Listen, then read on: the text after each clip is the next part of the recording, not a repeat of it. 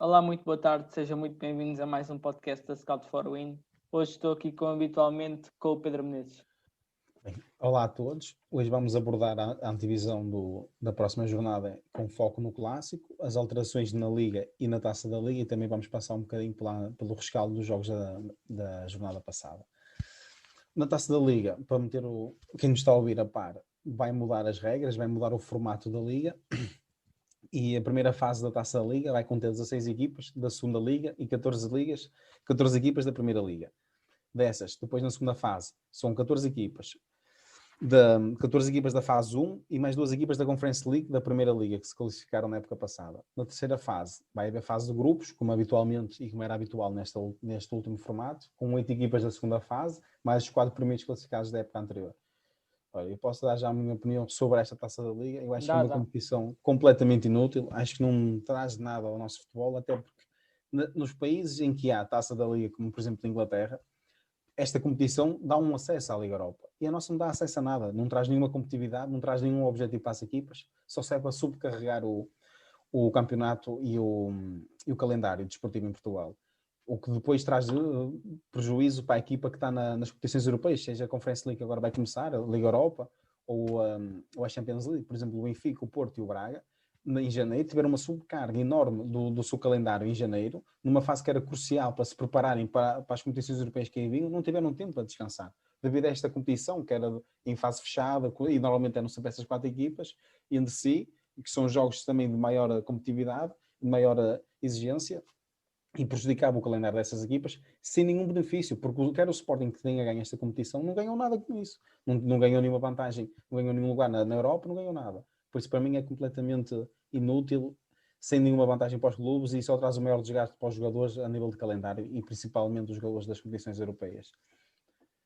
Eu sou da tua opinião também. Acho que esta competição acaba por ser desnecessária e acaba por dar uma sobrecarga aos clubes e aos jogadores desnecessária.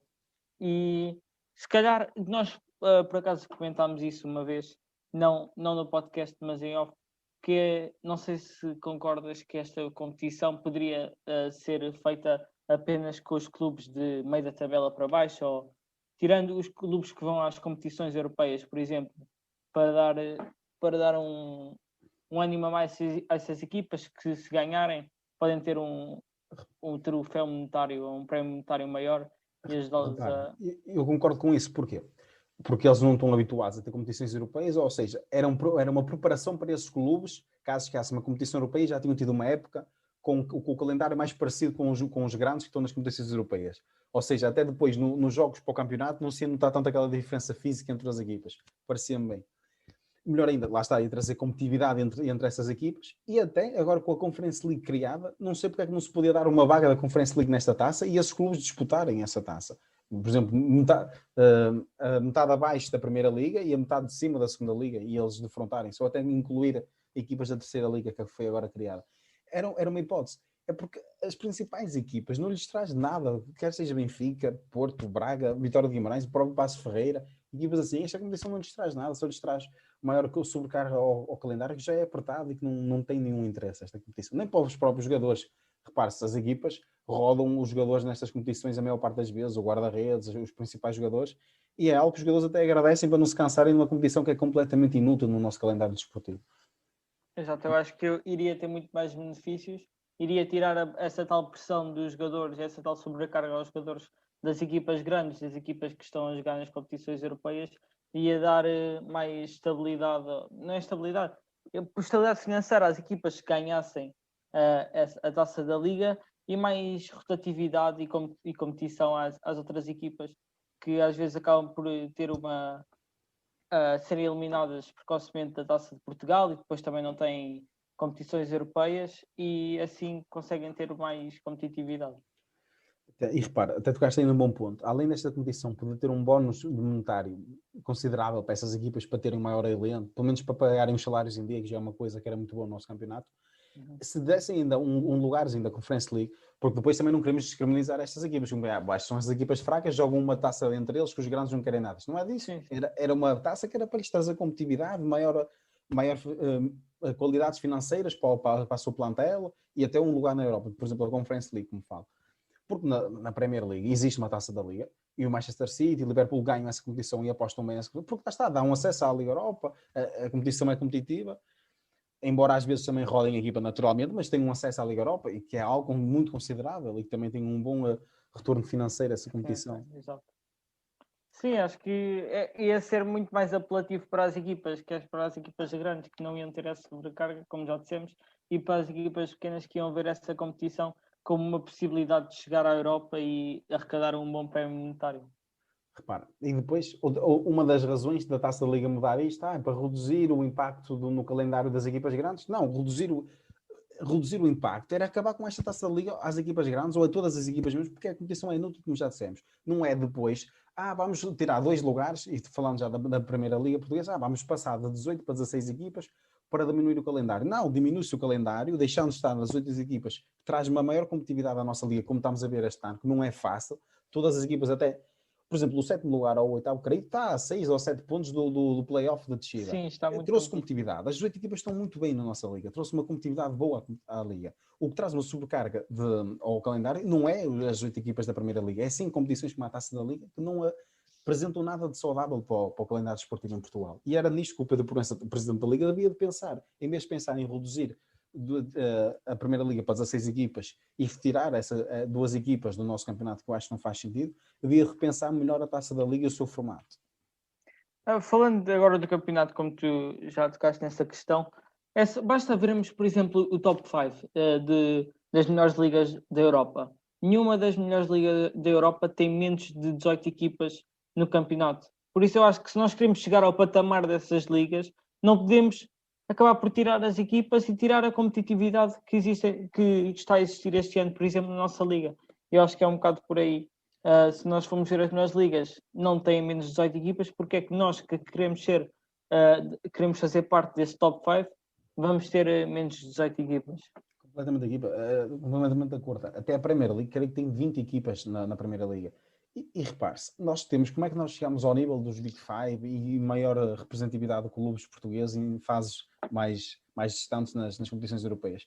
É melhorando a competitividade dentro do nosso campeonato. E se estamos com uma boa competitividade, porque depois aumentamos o ritmo de jogo, a intensidade de jogo, e lá fora não notamos tanta diferença.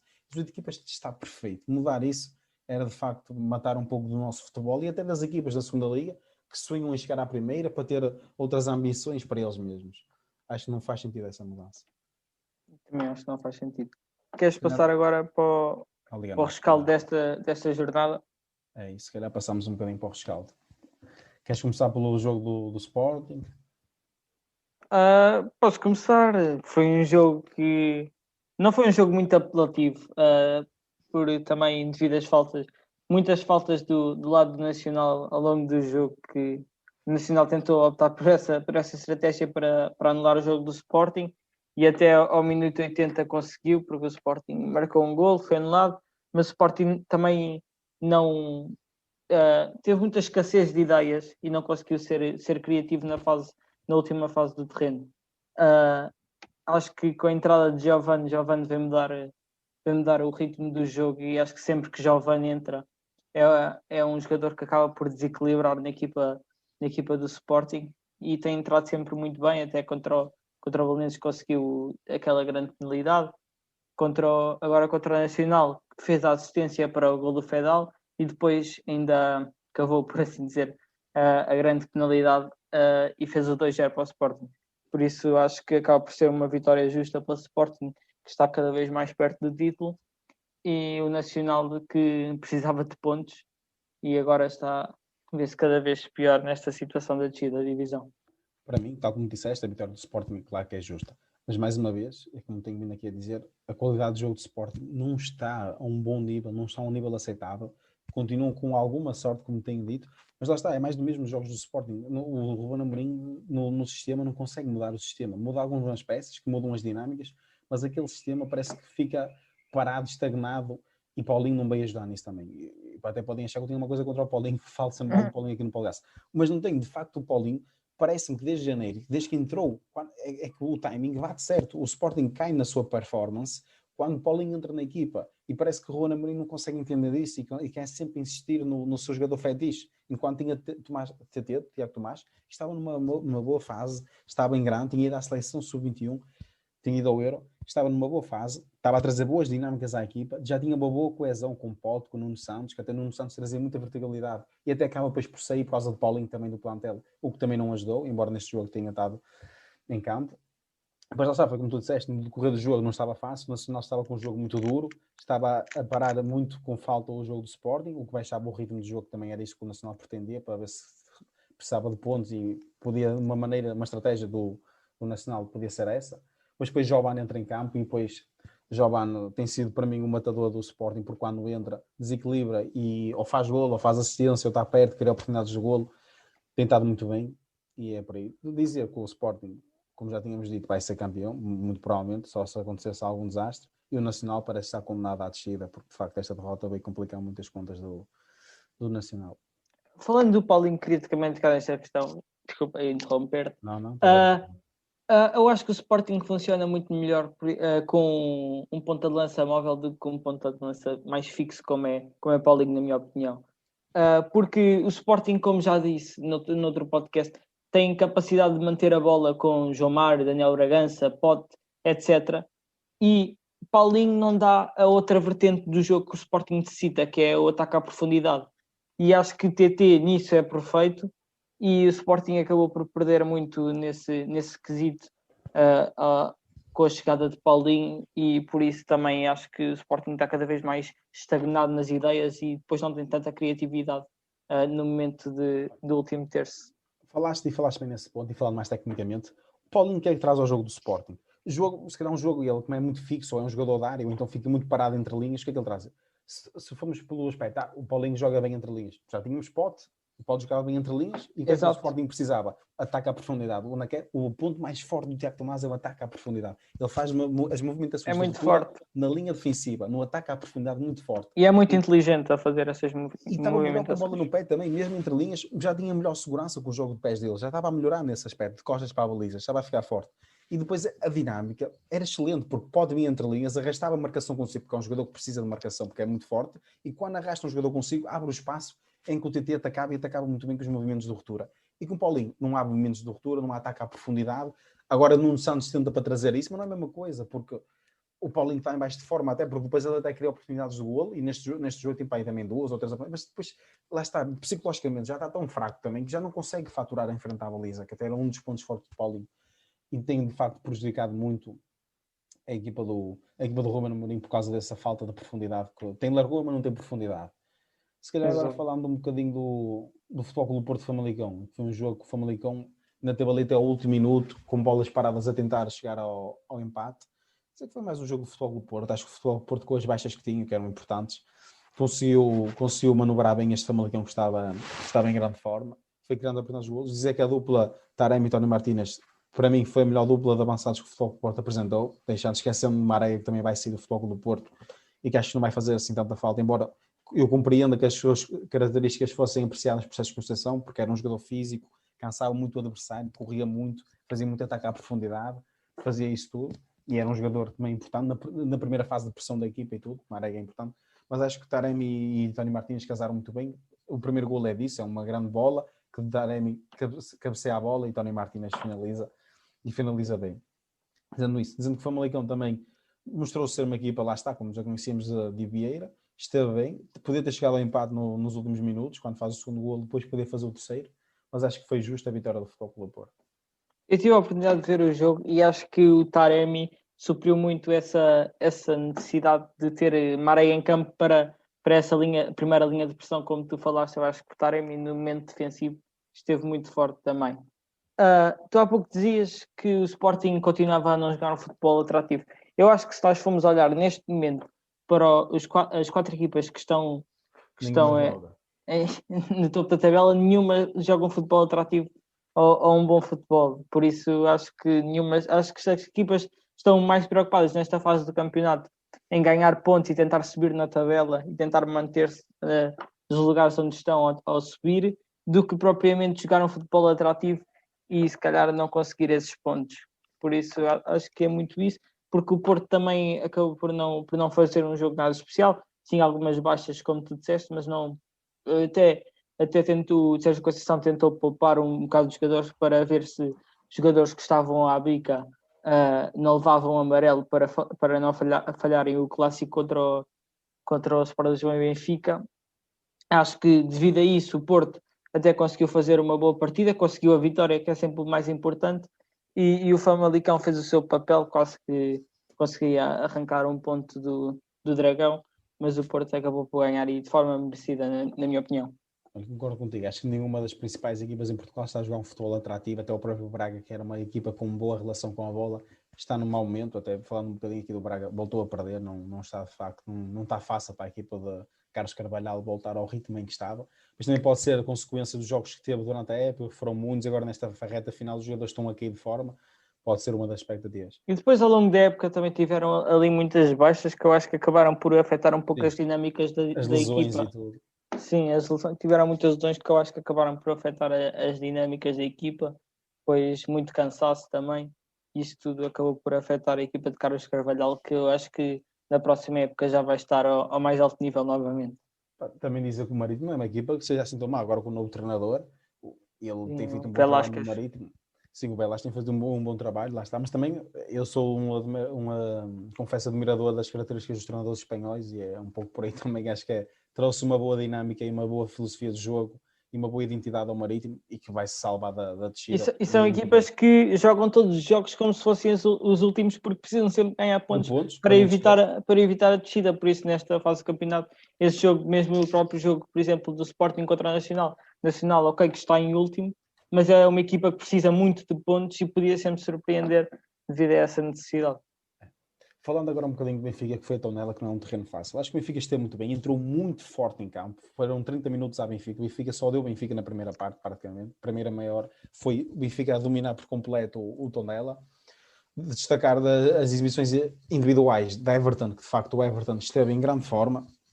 Esteve muito, muito forte o Everton. Foi o Everton que vimos na seleção brasileira, no Grêmio, muito no 1 para 1, a conseguir, a driblar para dentro, a fazer um golaço que era típico dele, da linha para dentro e remata em jeito. Pizzi também voltou às grandes formas, que Pizzi esta época tem sido um pouco irregular e conseguiu de facto trazer essa boa qualidade exibicional ao jogo do Benfica, uma maior qualidade com bola, porque Pizzi, relação bola do Pizzi com a bola é incrível, é muito melhor que Tarap, na minha opinião, embora Tarap seja um jogador que se calhar um pouco mais tecnicista, faça umas cuecas ou quê, mas depois perde muitas bolas e Pizzi dessa segurança, até porque o Benfica não tinha Weigl e era difícil, se perdesse alguma bola não era a mesma coisa. Depois destacar na segunda parte, quando o Tondela entra, o Benfica realmente adormece e o Tondela entra forte. Mário Gonçalves tem 2 ou 3 oportunidades que pode fazer o golo e Elton Leite muito bem, que é um guarda-redes de equipa grande a isto. Se calhar não intervém muitas vezes, mas quando intervém com qualidade. E de facto foram 2 ou 3 bolas de Mário Gonçalves que podiam dar golo ao Tondela e deixarem aberto. E um resultado que parecia tudo fácil para o Benfica, em que o Benfica podia estar a ganhar por 3 ou 4-0 ao intervalo. Está por 2 golos porque falta um matador à equipa do Benfica, como bem o digo. Depois a equipa não entra muito bem e se o Elton Leite não as defende, o Tondela podia fazer o golo e ia ser um jogo disputado até ao fim, em vez de ser tranquilo como se desejava para a equipa do Benfica, até para gerir um pouco o ritmo dos jogadores, que vai ter o clássico agora com o Futebol Clube do Porto. Como tu disseste, o Benfica foi superior ao Tondela maioritariamente na primeira parte. A primeira parte o domínio foi avassalador, onde conseguiram chegar aos 2 golos logo na fase inicial da partida. Depois o Tondela conseguiu, mais na segunda parte, ali igualar as forças e acho que Mário Gonçalves podia, se tivesse mais critério e também com uma boa exibição de Elton Leite, poderia ali ter dificuldade as contas ao Benfica. E como tu disseste também, a falta desse avançado, porque Seferovic é o melhor marcador da Liga, mas com as oportunidades que o Benfica cria, podia ter muito mais golos marcados e continua a falhar muito. Para terem uma noção, o Seferovic é o jogador que já falhou mais oportunidades de golo na Primeira Liga e olhem bem este número. O Seferovic leva 18 golos que foi na Liga e já falhou 19 oportunidades claras de golo.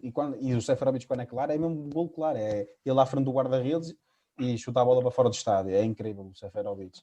É um jogador que lá está. Quando está bem, se calhar faz 2 golos, mas quando está mal, falha 3 ou 4.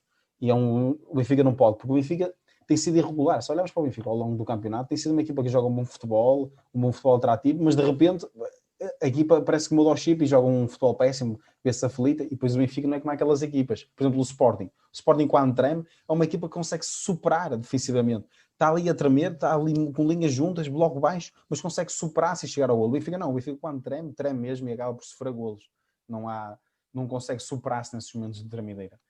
E lá está, se calhar o Benfica, se tivesse um matador e em vez de Seferovic conseguisse de facto finalizar boas oportunidades de golo com facilidade e não tanto como o Seferovic tem dificuldades, conseguia depois superar-se nesses momentos e não tremer tanto. Falando do Benfica, eu acho que podíamos já passar para o clássico. Para a antevisão do clássico, que acho que para mim vai ser. Não consigo adivinhar ou prever assim um vencedor, porque o Porto necessita de pontos para, se quiser ainda ser campeão nacional, e eu acho que o Benfica pode procurar neste jogo contra o Futebol Clube do Porto ainda uma esperança e uma retenção, ou redimir-se da época que fez desta época que fez, porque se o Benfica ganha, fica a um ponto do Porto, depois espera por algum deslize e ainda pode chegar ao segundo lugar, que eu acho que é muito difícil, porque o Benfica depois ainda tem também o jogo contra o Sporting, e o Porto está na luta por todos os pontos porque quer ainda ser campeão nacional. Por isso, para mim, é muito difícil prever o vencedor desta partida. E para ti? Para mim, neste jogo do Clássico, o Futebol Clube do Porto é o favorito por todo o histórico que tem, em que o Benfica tem muitas dificuldades em bater o Futebol Clube do Porto. De facto, é até engraçado olharmos, porque se olharmos, se calhar, o Sporting tem facilidade em bater o Porto, mas tem muita dificuldade em bater o Benfica. O Benfica tem muita facilidade em bater o Sporting e muita dificuldade em bater o Futebol Clube do Porto. Parece que os três andam assim a jogar uns com os outros. Depois, de facto, para mim, o Futebol Clube do Porto, como disse, é favorito, mas é um jogo de triplo em que pode dar a vitória para um, ou empate, ou a derrota para qualquer um. É um jogo que é difícil, nunca sabemos o que esperar. Mas depois, o Futebol Clube do Porto entra sempre com muita raça nestes jogos. Entra sempre em todos os jogos, mas nesses jogos especialmente, os jogadores vestem a pele do Futebol Clube do Porto, da adeptos, entram para lá, só preciso que comem a relva para fazer mais com os outros, para chegar ao golo. São uma equipa muito unida dentro de campo. Algo que o Benfica entra um pouco mole, parece que entra apreensivo, os jogadores parece que entram a tremer nestes jogos. O Futebol Clube do Porto, nestes jogos, é como na Champions League, não tremem os jogadores do Futebol Clube do Porto. E entram para lá para dentro como se fosse um jogo normal, não tremem nas grandes decisões. E é um dos méritos que o Pinto Costa trouxe ao Futebol Clube do Porto, foi este ADN de não tremer nos grandes jogos. Daí dizer que o Futebol Clube do Porto é favorito. Mas também vai ser um jogo muito importante para o Benfica, depois do grande investimento, e que para mim isto é uma época humilhante para a estrutura do Benfica, porque faz um investimento completamente irrisório para o futebol português de 100 milhões de euros, ou 105, algo que está ao nível da Premier League e da La Liga, não está ao nível de uma equipa portuguesa, faz um grande investimento. A época corre muito mal e o mínimo, que não há salvação para esta época, mas o mínimo era conseguir chegar ao segundo lugar, e para isso tem que ganhar os jogos todos, bater o Futebol Clube do Porto, depois bater o Sporting Clube de Portugal e ainda ganhar ao Sporting Clube de Braga na Taça de Portugal. Por isso é muito importante e o Jorge Jesus tem que entrar com tudo neste jogo. Não pode entrar para o empate. O Futebol Clube do Porto não pode gerir um bocado o tempo, mas o Benfica não. Tem que entrar e tem que marcar. Acho que ainda é possível essa chegada do Benfica à segunda posição ou já não acredito? Se ganhar este jogo, claramente que é possível ainda, porque o Futebol Clube do Porto não está num grande momento também, e lá está, o Corona agora, se calhar dizem que se calhar nem joga mais esta época. Imagino, se faltar este jogo já é uma grande perda para o Futebol Clube do Porto. Sim, em princípio, para mim é o melhor jogador da Liga. Este jogo, o Corona, acho que já é baixa. Imagina agora ainda faltar o resto da época, porque é o criativo do Futebol Clube do Porto, é o Corona. E então vai-se notar muito nesse aspecto, embora tenha o Otávio também, mas é sempre uma grande baixa para o Futebol Clube do Porto. Mas acho que é possível o Benfica chegar em nosso lugar caso ganhe este jogo. Não é fácil, porque, como disse, o Futebol Clube do Porto tem uma grande facilidade de ganhar aos jogos ao Benfica, e então não vai ser. Mas o Futebol Clube do Porto, por outro lado, também é muito importante para colocar pressão ao Sporting, embora eu acho que o Futebol Clube do Porto não tenha a possibilidade de chegar ao primeiro lugar. Naturalmente quer ganhar os seus jogos para segurar, em primeiro lugar, o acesso direto à Champions League na próxima época, e depois ainda ir pressionando o Sporting e esperar que o Sporting tenha algum deslize caso aconteça. Por isso acho que vai ser muito. E depois, aqui um destaque que eu queria fazer, e toda a gente sabe que eu sou admiradora do Sérgio Conceição, mas de facto a equipa do Sérgio Conceição é muito competente no plano estratégico dos jogos. Para mim, como disse, na Champions League foi o melhor treinador no plano estratégico dos jogos.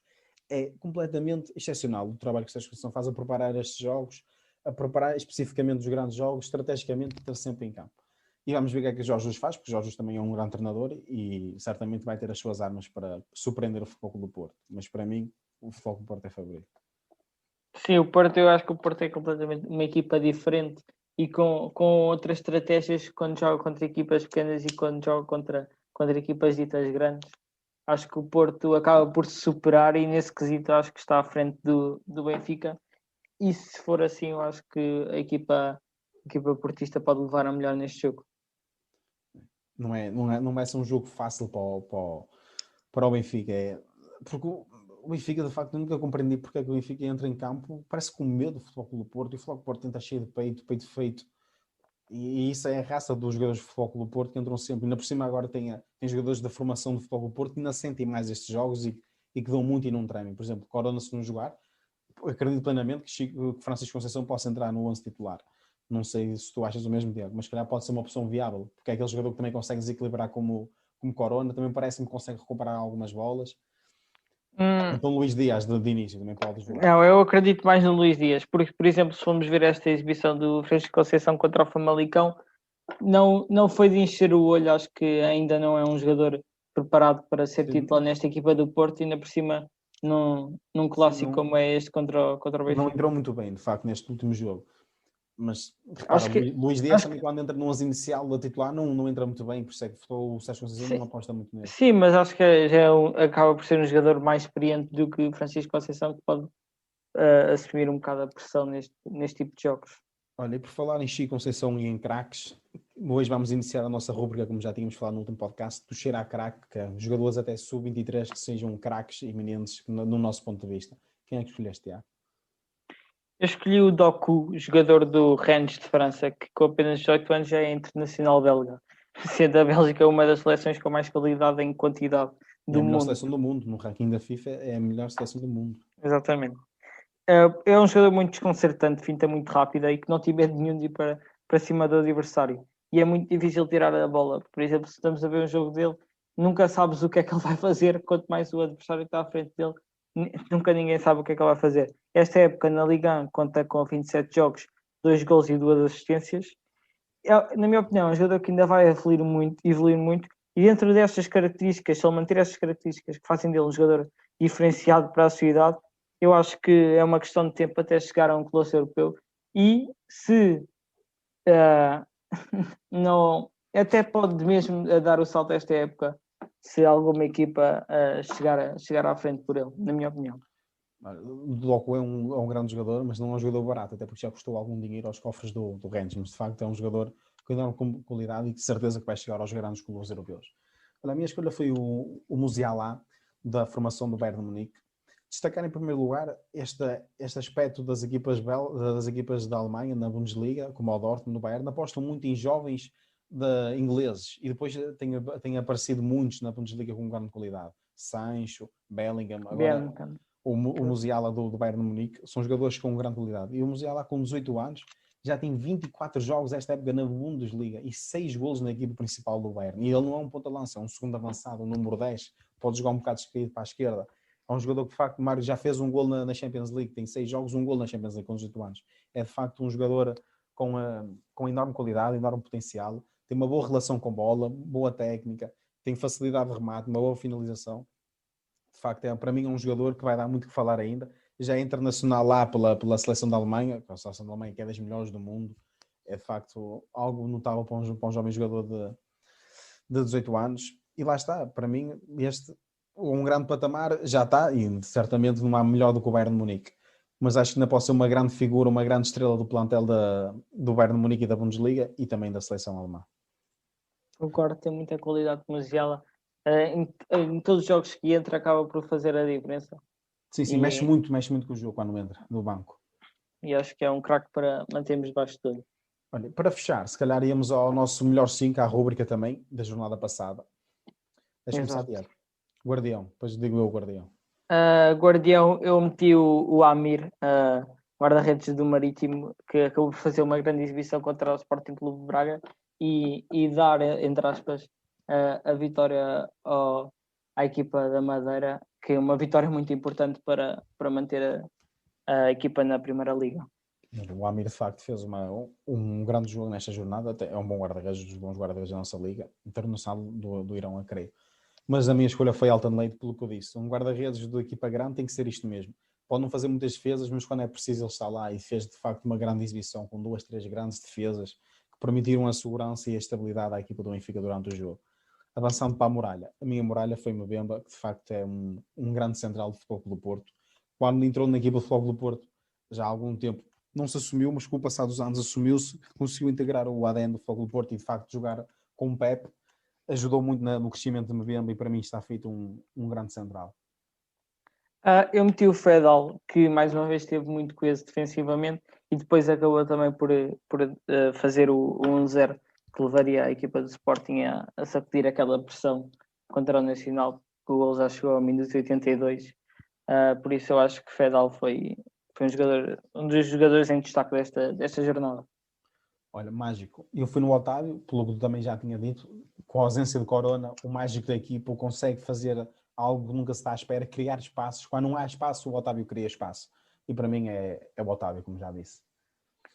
Eu escolhi mais um jogador do Sporting para mágico, escolhi o Giovane Cabral, porque eu acho que foi ele que acabou por fazer magia e ele conseguiu desenrolar aquele jogo do Sporting com uma grande assistência para Fedal e depois também conseguiu sacar a grande penalidade para fazer o 2-0 que próprio ele bateu aquela grande penalidade na gaveta, como se costuma dizer. Giovane Cabral tem sido em grande. Maestro, para mim, foi Pizzi, porque, como eu disse, voltou às grandes exibições e foi, de facto, o maestro da equipa do Benfica, a pautar o jogo, a gerir o ritmo do jogo da equipa quando era preciso, e, de facto, é o maestro, e é um grande jogador, embora esta época tenha sido irregular, mas é, de facto, o maestro do Benfica, consegue pautar, consegue gerir bem o ritmo do jogo do Benfica, e é essencial, em boa forma, é um jogador essencial na equipa do Benfica e no 11 inicial. Eu, mestre, também meti o Pizzi e acho que falaste muito bem, por isso não tenho mais nada a acrescentar. Acho que o Pizzi fez uma grande exibição. Vá lá, um que não seja de Sporting no teu 5. Só meti 2, mas se quiseres eu tiro já os do Sporting e meto. Quem é que meteste a matador? O Paulinho, não foi?